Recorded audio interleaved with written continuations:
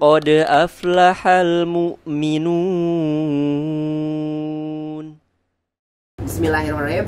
Assalamualaikum warahmatullahi wabarakatuh. Waalaikumsalam warahmatullahi wabarakatuh. Semoga teman-teman gak bosan ya lihat kita lagi gitu kan. Ya, Jadi masih kembali lagi bersama saya Deden Pratama dan juga saya Restu Anggara. kali ini kita nggak ngangkat curhat-curhat dari teman-teman. Ya. Kita juga nggak ngasih tips atau apapun, ya kan? Jadi kita ngapain nih Dan hari ini? Cuman kali ini emang sesinya spesial karena kita baru aja launching buku. Jadi kita udah buku ya. Beda buku nih. Jadi malam ini teman-teman kita ya launching buku ini ya. Ya betul. Jadi ini bener-bener baru launching hari ini nih buku tentang Ruqyah Syariah itu mudah gitu Kak. Ini yang karang orang di samping saya nih langsung Mas Restu Leo Anggara atau Mas Restu Oh, ada Yudi Anggara juga nah. gitu. Halo Mas Yudi. Udah lama Oke. dia nggak kedengeran kan? Oh, gitu. Iya. Gimana nih kalau saya sebagai penanya, terus Mas Restu nih Boleh, kan boleh, yang ini boleh. sebagai yang menjawab, Ya. gitu ya. Siap. Oke, yang pertama, Ruqyah Syariah itu mudah ya. Jadi yang pertama itu saya akan nanya nih, kenapa dibuat buku ini? Ya, jadi sebenarnya ini pengalaman kita flashback dulu ya kenapa Ya. buku ini terinspirasi. Jadi saat kemarin saya lagi di kampung ini ya. Tuh, Jadi saat dia lagi di kampung itu nemuin sebuah kejadian-kejadian yang wah lah gitu. betul. Yang wah lah. Ah, Jadi sempat dihadapin sama beberapa ustadz. Dan ustadz itu terkenal dengan sebuah pengobatan. Oke, berarti Ustadz yang bisa mengobati. Betul, Oke. bisa mengobati. Ceritanya nih, Hmm, si ustadz ini ada prosesi pengobatan. Oke. Nah, pas ada sesi pengobatan itu, penasaran dong. Hmm. Penasaran, akhirnya kita ngeliat Cara pengobatannya. cara pengobatannya. Oke. Pas ngeliat, bacaan awalnya bener, bacaan doa ruqyah nih. Doa Ruqyah. Tapi aneh di belakangnya. Apa tuh? Ternyata di belakangnya ada nyindennya dan Ada ayat Al-Qur'annya, tapi Ayat. ada nyindennya juga. di belakangnya ditutup pakai nyinden, Duh, nyinden gimana? Sunda. Gimana cerita tuh kayak gitu ya? Nah dari situ akhirnya saya bacain ayat ruqyah. Oke. Pas dibacain ayat ruqyah, ternyata si ustadz itu bereaksi. Loh. Berarti ini yang harus diruqyah, dia ustaznya ngeruqyah, tapi pas kita bacain ayat ruqyah dia nyari reaksi. Yang ada setannya sebenarnya siapa ini ya kalau kayak gitu kan? Nah itu dia. Dari situ, wah kok gini ya. Oke. Kenapa? Karena memang pas saat belajar ruqyah itu ada hal-hal yang ternyata banyak begitu, dukun-dukun yang berkedok ustadz. Oke, dukun-dukun berkedok ustaz. Oke. Dukun-dukun atau kikun-kikun, Oke, apa tuh kikun? kiai dukun. Oke, dukun gitu ya. Oke, Banyak. dicatat teman-teman ya. Banyak ustadz-ustadz atau kiai-kiai yang mengobati pasiennya itu ternyata nggak sesuai dengan syariat Islam. Oke. Jadi dia memasukkan unsur-unsur, mungkin juga karena memang dia nggak tahu gitu. Hmm. Tapi apa yang dia amalkan itu ternyata mengundang jin-jin Si- ngebantu dia gitu untuk Jadinya- melakukan pengobatannya. Syirik ya jadinya ya. Jadinya syirik. Betul. Jadinya sebenarnya yang dia lakuin itu bukan ilmu hikmah atau Mhm. ilmu laduni, Mm-mm. tapi yang dia lakuin itu adalah atas bantuan jin. Sekutu dong jadinya ya. Betul. Adanya sekutu ya. Itu yang pertama. Yang kedua, di sana saya juga ketemu dengan ustadz juga Oke, ustaz yang bisa juga. ngobatin juga. Oke. Ada satu sesi dia nyuruh muridnya apa? Ngangkat apa sih namanya? Apa tuh? Sorban. Sorban, oke. Ngangkat sorbannya. Yang sorban itu berat jadi berat. Ini ngobatin apa sulap ya ceritanya? Nah, itu. Itu juga bingung Jadi nih. ini ada satu sesi kayak gitu. Jadi ini bukan sesi pengobatan. Jadi ini setelah pas sebelum saya lupa. Ini tuh setelah dia ngelakuin ruqyah. Jadi ruqyahnya kebetulan memang saya nggak ngeliat langsung nih ruqyahnya kayak gimana. Oke. Makanya saya jadi ini sesinya itu sebelum ruqyah. Jadi sesinya itu sebelum ruqyah. Nah, setelah sesi ini atau ada ruqyah. Nah, jadi dia ngeruqyah itu semua anak muridnya kesurupan Loh? sama dia. Nah, ini saya kurang tahu dia gimana caranya. Cuman kalau misalkan dilihat dari tahap awalnya dia ngelakuin atraksi itu. Nah, atraksi itu kan dilakuin itu dengan bantuan jin ya. Betul. Nah, itu jadi asumsinya dia mau melakukan ruqyah ini pakai jin juga nih kayaknya. Tapi itu husnuzonnya saya ya. Ya. Baik lagi itu belum terbukti karena saya belum melihat langsung bagaimana prosesi ruqyah yang itu gitu. Benar. Tapi prosesi ruqyah yang pertama kan tadi udah ketahuan ya.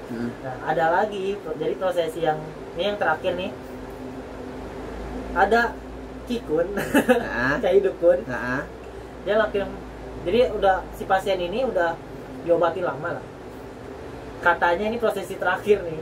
Prosesi terakhirnya itu tinggal nyari buhul. Buhul itu kayak buat sihir gitu yang ditanam di rumah lah. Oke. Jadi tinggal nyari buhulnya nih. Nah, dia nyari ceritanya, nah nyarinya itu nerawang begini, nerawang. Oke. Saya bacain kan. Bismillahirrahmanirrahim. Ya Allah, kalau memang ini menggunakan media jin, tolong tunjukkan gitu. Tunjukkan, oke. Kenapa? Karena saya mohon perlindungan dari orang-orang yang melihat ini supaya nggak terjerumus gitu. Jadi kalau misalkan ini beneran ketemu kan pasti terjerumus. Oh iya bener ya, kiai ini ternyata bisa ngobatin, ternyata bisa nyembuhin, caranya begini. Jadi banyak orang juga nih yang menggunakan jasa-jasa dia terus gitu kan. Ya saya bacain lah ayat ruqyah. Ini. Oh di sini nih kata dia, di sini nih apa namanya, buhulnya ditanam. Oke. Digali nggak ketemu. Terus dia apa namanya, kayak gini rawang lagi. Wah, coba dalemin lagi, nggak ketemu. Coba geser, nggak ketemu. Ada sekitar lebih dari 10 kali dia cari di lokasi itu nggak ketemu. Maksudnya di lokasi yang berbeda tapi masih sekitaran situ, nggak ketemu itu buhul. Sampai turun sekitar 13 orang muridnya buat nyari itu buhul dan nggak ketemu. Jadi dia malu sendiri dong kayak gitu. Ya namanya. Apa dia ngeles? Dia ngeles. Oh dia ngeles. Dia ngeles. Akhirnya apa? Oh buhulnya itu udah ketanam sama tanah katanya. Udah nyatu sama tanah. Aduh. Akhirnya tanahnya yang dibuang sama dia. Ngeles yang kayak gitu. Tapi alhamdulillahnya ada beberapa orang, saudara sendiri juga, alhamdulillahnya dia sadar kalau ternyata oh iya ya ternyata bener kata lu. Jadi bukan maksud untuk sombong saat itu. Saya bilang sama dia, kalau misalkan ini nggak ketemu, kasarnya ya ini pakai bahasa Sunda tapi saya ngomongnya itu gue udah minta pertolongan sama Allah ini karena izin Allah ini nggak ketemu gitu, karena gue mintanya kalau misalkan nggak ketemu itu kan karena bantuan dari setan gitu. Jadi Allah menunjukkan itulah, kasarnya kayak gitu. Sampai si yang tadi muridnya itu bilang, Ustaz ini juga make jin ya, ada gitu. Ke Mas Restu? Punya ini, bukan ke saya, ke Ustaz yang tadi sorbannya diangkat. Oh gitu. Jadi dia ngejelek-jelekin Ustaz sono juga. Dari situ juga, maksudnya relate lah sama yang tadi pertama itu. Kan kita nggak tahu nih cara ngerukyahnya kayak gimana. Nah ternyata relate sama yang tadi dibilang sama dia gitu.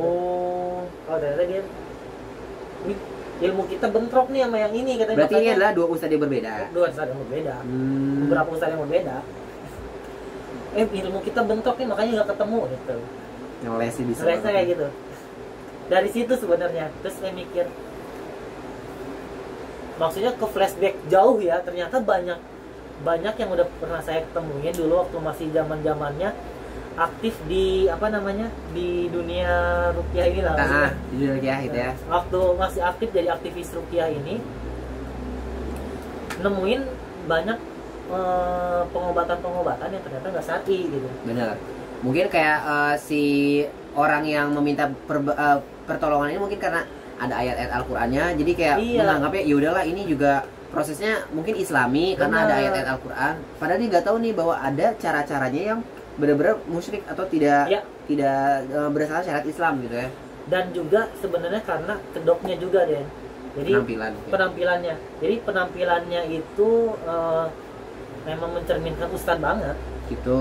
Pakai sorban, pakai peci, sarung, pokoknya ustadz banget memang. Kebanyakan yang saya temuin ya. Nah dari situlah, berangkat dari situ, wah nih harus apa namanya, harus ada satu wadah atau satu satu senjata lah ya, satu sarana yang bisa bikin mereka itu kembali tahu gitu kalau itu tuh salah gitu. Oke. Jadi mereka nggak perlu, jangan ke situ gitu. Bahkan kalau misalkan kita menelaah, ada salah satu dukun juga di daerah Jawa Timur sana yang dia terkenal banget, YouTube-nya itu sampai 2 juta orang yang lihat, dan pengobatannya itu rame banget. Di situ juga kan miris banget ya, apalagi dengan apa ya, karena penampilannya, terus juga dari pengobatannya dia memang bawa-bawa Allah gitu. Tapi kalau misalkan kita mau pintar sedikit ya, masa dia bisa manggil nabi gitu kan, masa dia bisa ngedatengin malaikat gitu. Betul. Kan itu gak logis juga buat Gak logis kita banget gitu. sih. Dari situ ya sebenarnya kita udah tahu. Nah itu sih sebenarnya, jadi buku ini itu muncul ya dari keresahan itu. Ditambah juga kan orang datang ke sana karena dia nggak bisa caranya. Oke. Andaikan dia bisa, mungkin dia nggak akan datang ke sana. Dan ada rasa khawatir juga mungkin dalam dirinya. Bener. Jadi kalau misalkan kita nggak tahu datang ke dukun nih, nah ancaman datang ke dukun itu adalah kita itu sholat kita nggak diterima selama 40 hari. Betul. Dan juga Allah bilang kita termasuk ke golongan orang-orang kafir. Betul. Bukan kafir yang besar ya, maksudnya bukan yang menghilangkan keislaman, jadi kita masuk ke dalam golongan orang-orang kafir. Oke. Nah, itu kan ngeri banget ya. Oke, betul. Ngeri. Nah, Tercetus lah. Iya, tercetus lah buku ini. Oke. Dan juga ditambah ada juga yang mungkin kita minta juga ke ruqyah nih, ke kita tahu nih, orang tahu. Oh ini dukun nih. Ya udah pergi ke peruqyah asli aja lah gitu, ke peruqyah yang benar-benar ruqyah syariah. Nah, tapi saat kita pergi ke ruqyah syariah, ke orang yang bisa meruqyah syariah, ada satu hadis yang bilang, jadi ada 70.000 golongan yang nanti bakal masuk surga itu tanpa hisab. Oke, salah satunya. Nah, Rasul bilang, aku tidak melihat. Jadi orang yang di situ itu tidak ada yang pernah meminta ruqyah. Oh gitu. Jadi kalau misalkan kita minta ruqyah, itu tidak dilarang, nggak haram. Tapi saat kita meminta ruqyah, khawatirnya akan menghilangkan peluang kita untuk masuk surga tanpa hisab. Oh gitu. Makanya alangkah baiknya kita bisa Meruqyah sendiri. meruqyah diri kita sendiri. Oke. Berarti itu adalah tadi salah satu kenapa sih dibikin buku ruqyah syariah itu mudah itu, berarti dari tadi ya? Iya. Dari situ nih, dari yang diceritakan itu. Benar. Maka kayak ada rasa motivasi dan ada rasa, sebenarnya bukan motivasi sih, tapi ini juga ada rasa ingin membantu orang lain juga gitu kan. Sebenarnya memang tujuannya sebagai ladang dakwah juga lah dari kita ya. Betul. Jadi mungkin kalau misalkan lihat nanti ke jangka panjangnya, saya pribadi sih, kalau teman-teman tahu nama anak saya itu adalah Muhammad Khalid Al-Fatirum. Artinya adalah Muhammad Khalid. Khalid itu kan itu dari 3 jenderal perang. Al-Fatih itu adalah menaklukkan Rom, itu adalah kota Roma. Jadi sebenarnya ada 3 jenderal perang terhebat Islam sepanjang masa, Nabi Muhammad, Khalid bin Walid, dan Muhammad Al-Fatih. Itu bersatu lah gitu. Harapannya anak saya itu memiliki 3 kepribadian tersebut. Okay. Yang berjuang di jalan Islam untuk menaklukkan kota Roma. Kota Roma itu adalah kota yang dijanjikan akan direbut oleh oleh Islam kelak di akhir zaman. Oke.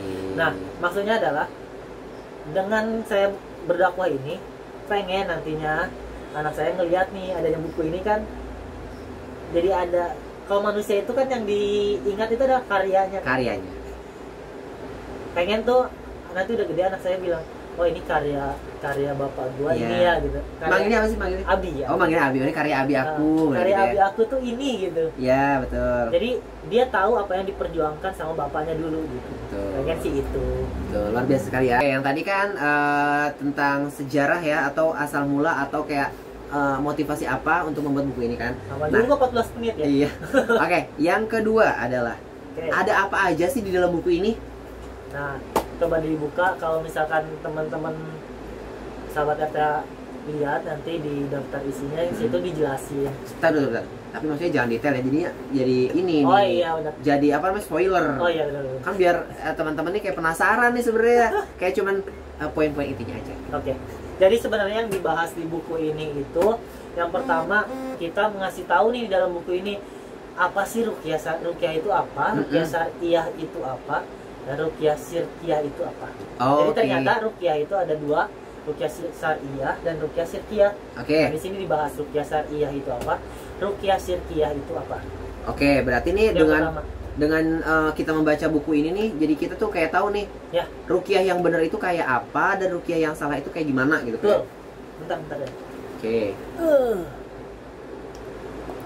Oke, itu poinnya.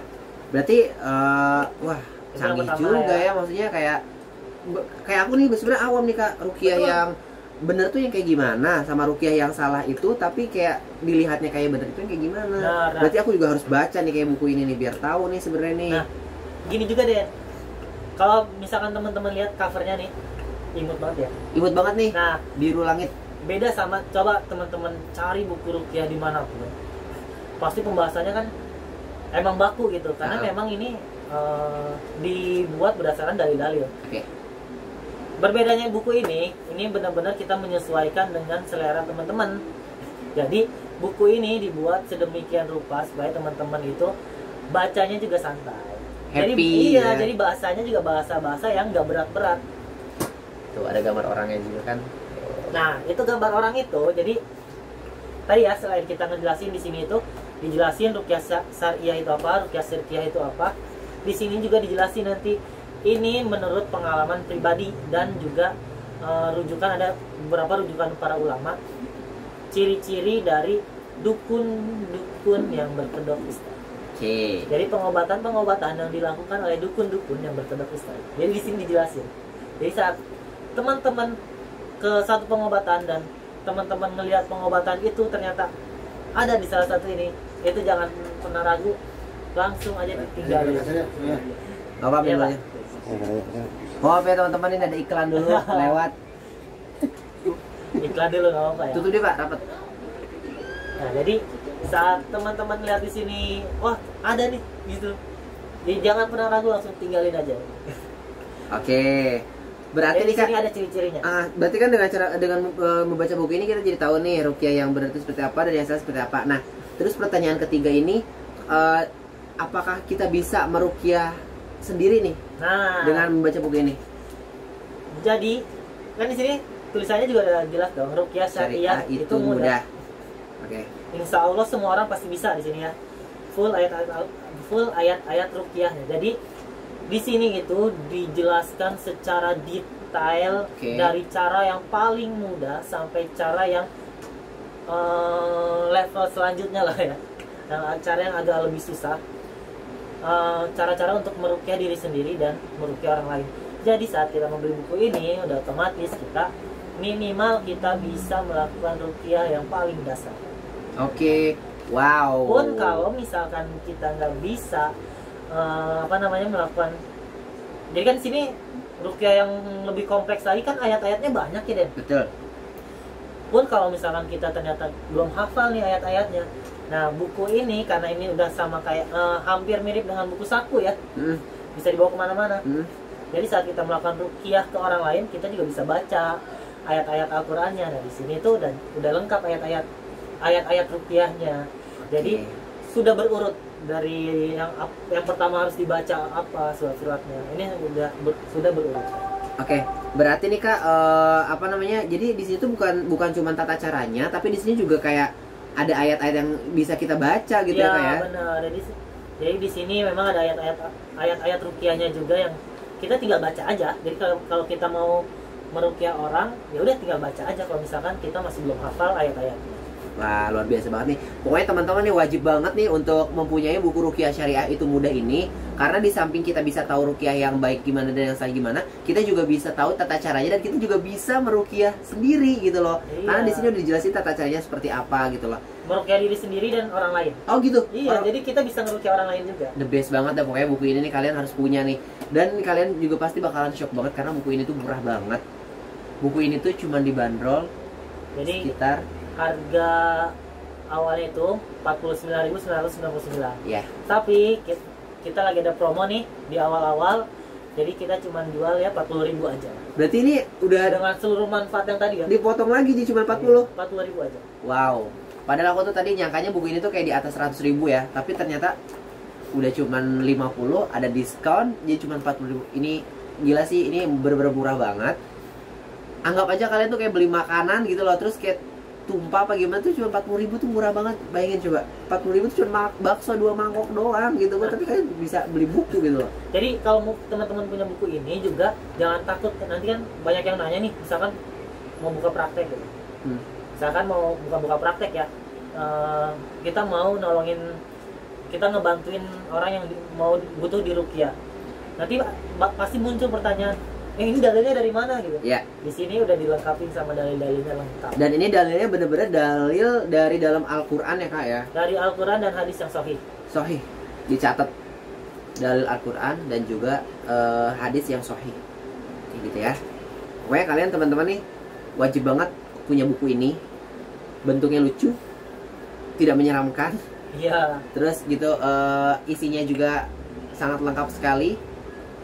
Dan juga yang pastinya sangat murah banget. Dan itu kalau saya pribadi nih, saya harus punya buku ini karena ini bermanfaat banget. Bermanfaat banget gitu loh.